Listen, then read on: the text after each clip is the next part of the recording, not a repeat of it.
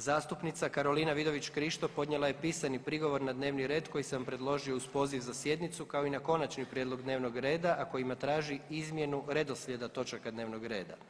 Prigovor nije u skladu s odredbama članka 225. stavka 2. Poslovnika koji propisuje da se prigovor može podnijeti ako predsjednik Sabora nije postupio u skladu s člankom 224. stavkom 3. tog Poslovnika, odnosno da nije unio sve teme i akte u propisanom roku.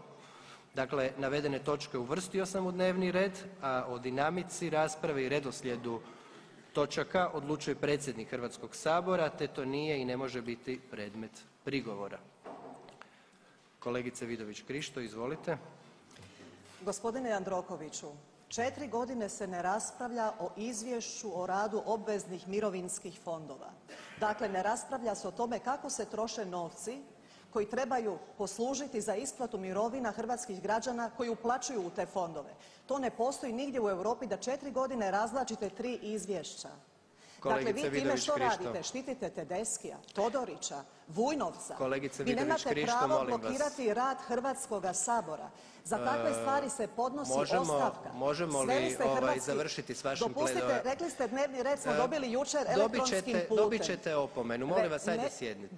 Kolegice Vidović Krišto, upozoravam vas, ovo što činite nije u skladu s Poslovnikom. Nemate me pravo prekidati. Već ste u startu počeli raditi nešto što je neprimjereno. Cjelokupni Poslovnik jer ste na dnevni red Kolegice Vidović poslali Krišto, dobivate sada prvu opomenu. Zbog čega? Dopustite da izgovorim do kraja. Zbog toga što nije prekršen Poslovnik i nisam trebao postupiti onako kao što ste vi rekli. Vi ste nervozni jer ste u korupciji, to zna cijeli američki kongres, to znaju svi hrvatski građani, ali to vam ne daje za pravo da blokirate rad Hrvatskoga sabora. Kolegice Vidović Krišto, imate 2 opomene, još jedna riječ i dobit ćete i 3., nećete moći sudjelovati u raspravi. A što se tiče postignuća naše Vlade za Hrvatsku danas u usporedbi s 2016.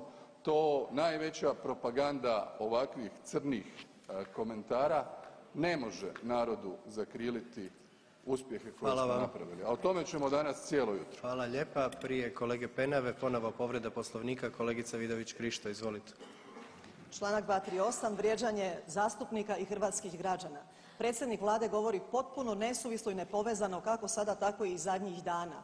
Plenković je postao doslovno spiker trgovačkih lanaca, govoreći o okoštarim batacima kako naravno ne bi govorio o svojoj korupciji s Vujnovcem i Franom Barbarićem. Pa Barbarić mu prijeti da će s njim 10 godina kartati u zatvoru, a predsjednik Vlade ga nema snage smijeniti zato što je i sam upleten u kriminal u HEP-u. Gospodin Plenković ne može obnašati dužnost premijera zato što je ucijenjen. Kolegice Vidović Krišto, jeste li vi svjesni koju štetu činite? Sada dobivate i 4. opomenu i danas više ne možete sudjelovati u radu Hrvatskog sabora. Molim vas da napustite sabornicu. Sada ću pojasniti o čemu se ovdje radi. Dakle, kolegica Vidović Krišto kao nezavisna zastupnica danas na ovoj sjednici nije mogla postavljati pitanje, pa je iskoristila na ovaj način. Nemojte vi komentirati moje političko djelovanje. Vi ste nervozni jer ste duboko u korupciji. A to znaju svi hrvatski građani. Dobivate sada i 5. opomenu, ne možete ni sutra nazočiti radu Hrvatskog sabora.